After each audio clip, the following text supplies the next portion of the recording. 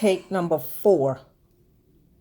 This is one of the most amazing interviews that I've had the opportunity to do. We're going to change it up today. The bullpen will not be a debate, but a highlight of two amazing people, Brandon Harris and Surah Sona.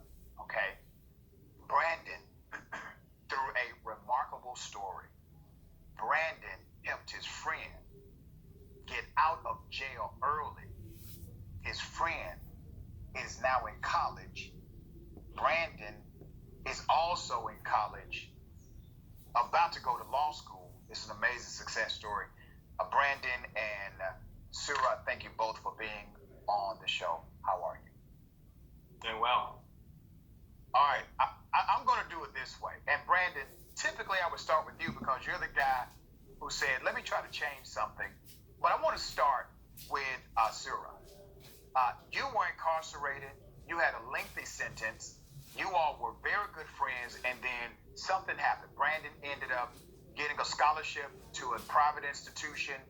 He wasn't there in the community with you as he was before, and you went a different path. You went this path, you get in trouble, and then he comes back and he rescues you. But I want you to tell us the story from your perspective.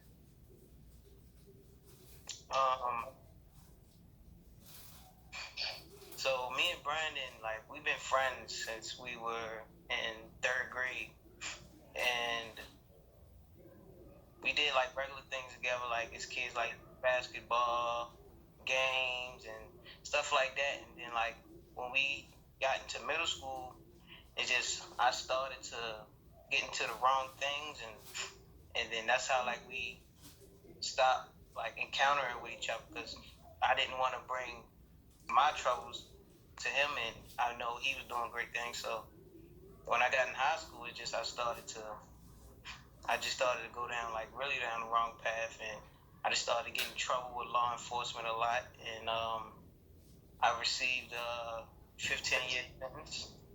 So due to the project, he had wrote me a letter like 2 years into my sentence, and he just was like asking me what's like how my life been, and I've been asking him like just back and forth talk about how each other been. He was telling me that he was in college, and I was happy for him, and it just basically motivating each other to just lift each other up. He had a project he wanted to do, which was telling the stories of the lost and forgotten, and I thought it was very interesting.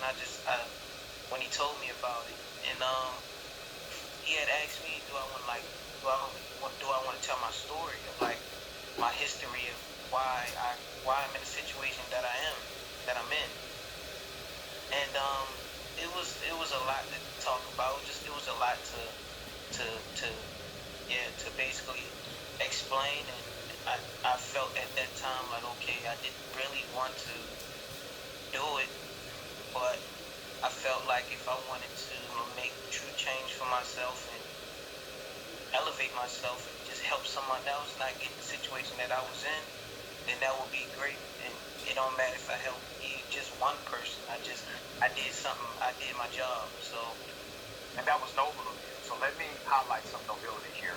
Already, number one, you were doing some things that you knew would be adversarial to your friend, so you didn't want to bring that around your friend. So there was this disconnect. You end up getting popped. You get a 15-year prison sentence. That's real time, okay? That's not playground time. That's real time. You're in for 15 years. Your friend reaches out to you. Brandon reaches out to you. He says, I have this project where I'm going to highlight those that society tends to forget. You agree to do this project not because you think it's going to get you out of jail.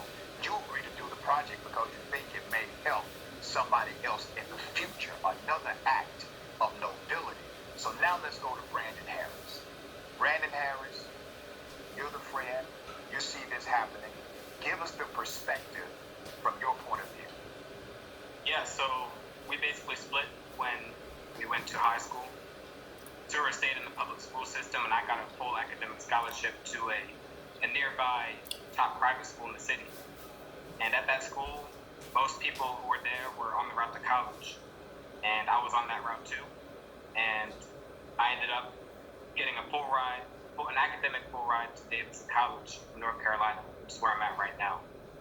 And our fork in the road just became even more extreme as time went on, starting with going to 2 different high schools, then getting to the point where he was incarcerated in juvenile detention, and then getting to the point where he eventually, during my start of college, he received a 15-year prison sentence for first-degree burglary.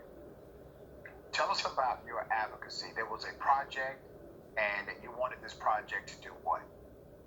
I wanted the project to tell a story. Okay. I wanted the project to tell Sura's story. So I had a problem going on in my mind, and it took me a while to identify exactly what it was. And that was that as we were young, going through high school and even our early adulthood, Sura was consistently portrayed in a negative way by the media for his actions. And he was, in my opinion, I don't think that people were actually willing to see him in an objective way. He would be in the newspaper, on the TV news for his crimes at young ages, even as a juvenile. And it bothered me that people did not understand how he got to that situation. What steps were missed along the way to get him in that scenario. That bothered me a lot. And it got to the point that later in college, I was able to connect with a professor, and I said that I wanted to tell his story. I wanted to start a project called Telling the Stories of the Ignored and Forgotten, and Sura was a person who I considered to be ignored and forgotten by our society.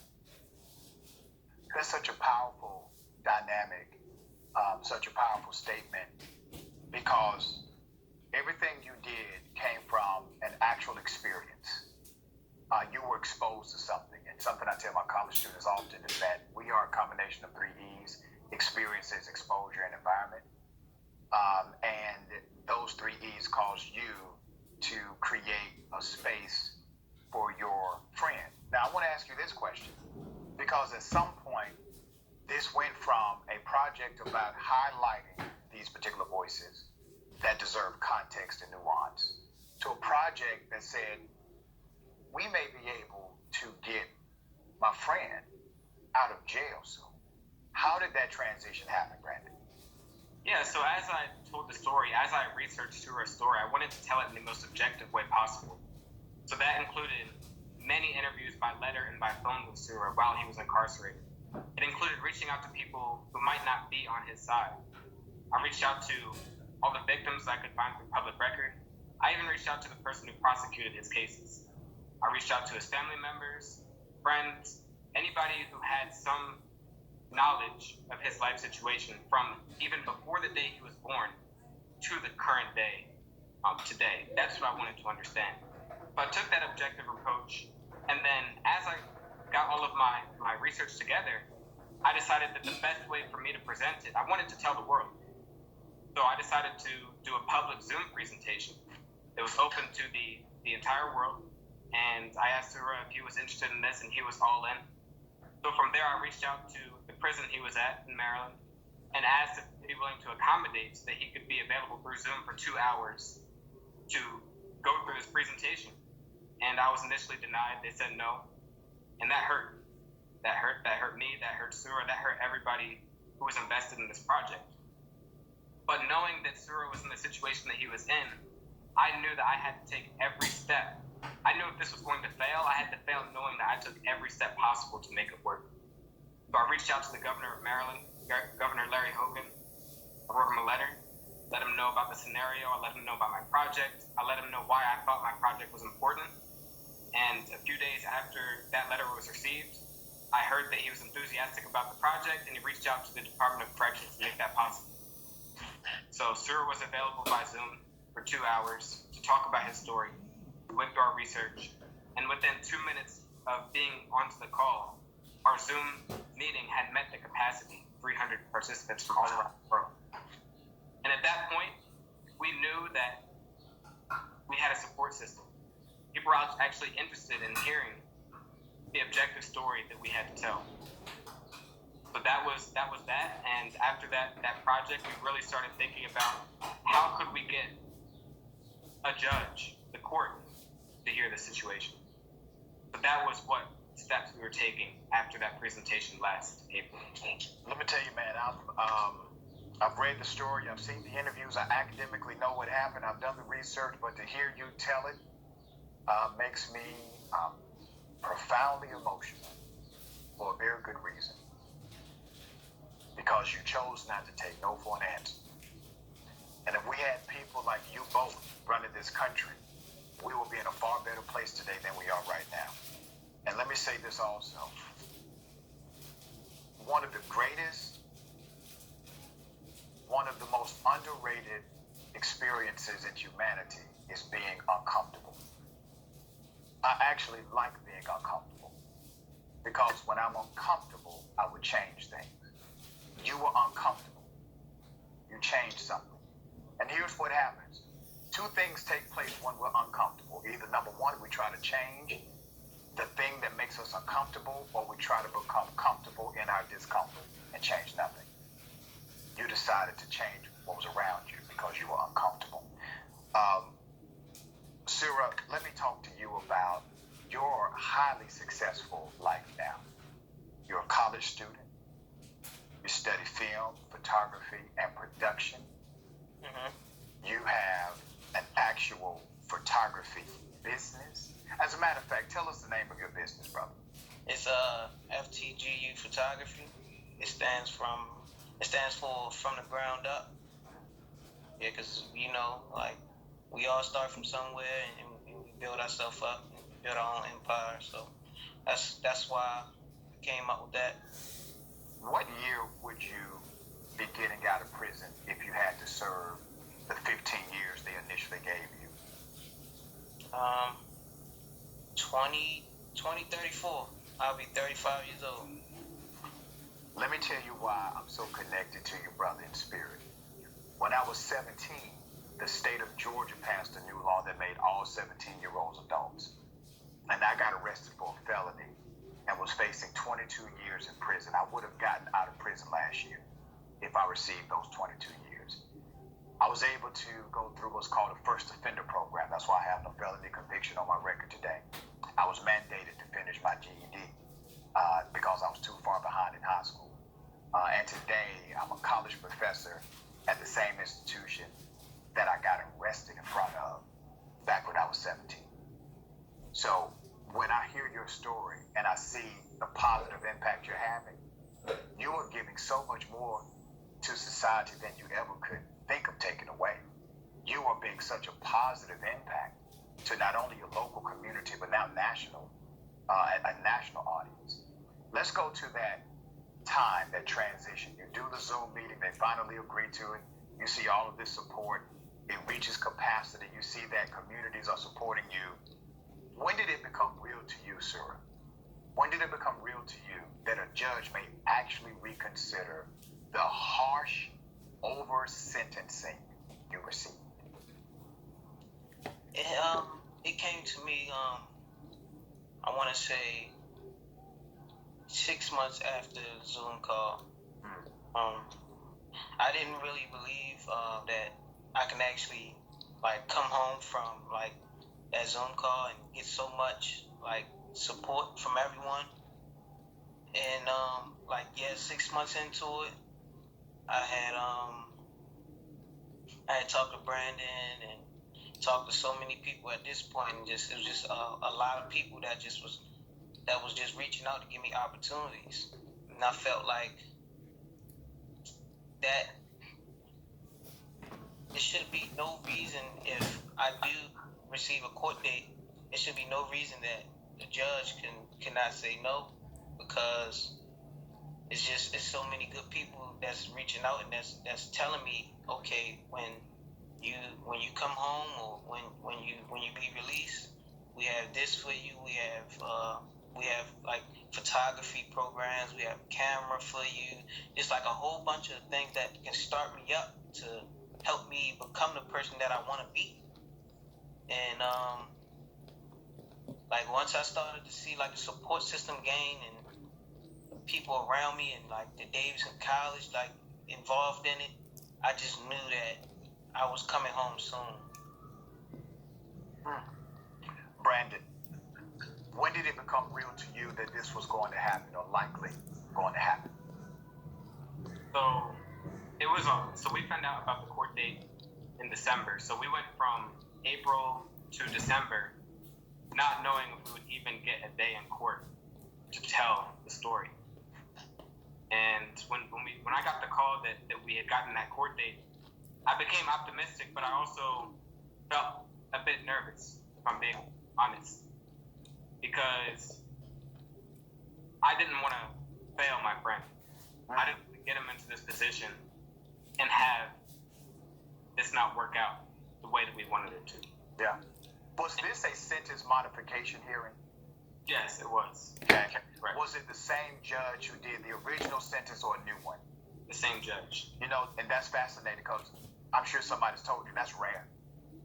What you accomplish, attorneys try to do their whole practice and never get one of those done. You successfully advocated for the same judge who gave the 15 years to let him out. What do you think the change was? What was the difference? The change was that Sura now has a support network that unfortunately was never there. He has opportunities that were never available. He has resources that were never available. I look at Sura's situation as an example of the school to prison pipeline, which is basically the funneling of youth from the public school system directly to the criminal justice system because their needs are not being met, and it happens so consistently. To be able to step in the courtroom and actually talk about what I had found from my research and discuss the opportunities that I thought were possible for Sura if given the opportunity, that meant a lot. I really wish that more people had that opportunity today. I have a statistic that I'd like to share. Yes. In our home state of Maryland, 40% of re-entrants to society, people leaving prison, return to prison within 3 years of being released. And that's based on a 2016 report that was done by some summer interns at the governor's office in Maryland. Re-entry to society is very difficult. We're experiencing that right now with Sura. Sura's having to work incredibly hard and take major steps for himself to actually survive. We hope that people can understand that if re-entrants are given the appropriate support, opportunity, and resources to be successful, they can and will do so. And Sura is an example of that. He's working to be an example of that. You know, you both are great examples of the best of us. All of us have made mistakes. Every single one of us have done something worthy of being incarcerated. Everybody, okay? That's just how laws work in this country. But you have risen above the circumstance. You're becoming advocates for others who may be caught up in a similar circumstance, and you're living your story out loud. I only have 2 minutes left before the next show. So, Brandon, Sura, I want you both to share with us what's next. And Sura, I'll start with you. What's next for you? Once I finish, I actually go for like half of the rest of my GED at the community college. Once I finish that, I will go to school for photography and film productions. And right now, I'm just focusing, working hard, just for my photography business, just every day to just stay consistent and just build myself and just elevate. So I wouldn't really have to work. I just put in the hard work now, so I wouldn't have to work as hard in the future. So. That's right. That's right. Well said. You got greatness written all over you, brother. Brandon? Yeah, I'm a senior. I'm a current senior at Davidson College in North Carolina. I'll be graduating in May with a Bachelor's of Arts in Philosophy, and I'll be attending Columbia Law School in the fall in New York City. So amazing. So amazing, man. I'm looking for great things out of you two, Brandon. Obviously, you all are going to be joined as friends for life. You know, this has been interesting friendship here. I'm just trying to think. You know, I've never had a friend get me out of prison. When I was incarcerated, I could barely get somebody to put money on my books. Okay. So what's the friendship like, man? Do y'all argue? Like, I'm just interested now. This is just a nosy question. Like, Brandon must win every argument at this point. Yeah. Yeah, we haven't really got to spend as much time as we like because I'm in North Carolina and he's in Maryland. But this summer, we'll be spending time together. That's good stuff, man. Proud of you both. Thank you both for coming and doing this show with me. Okay. Thanks, Awesome. Absolutely. All right. If you need anything, you let us know. Awesome. Oh, yeah.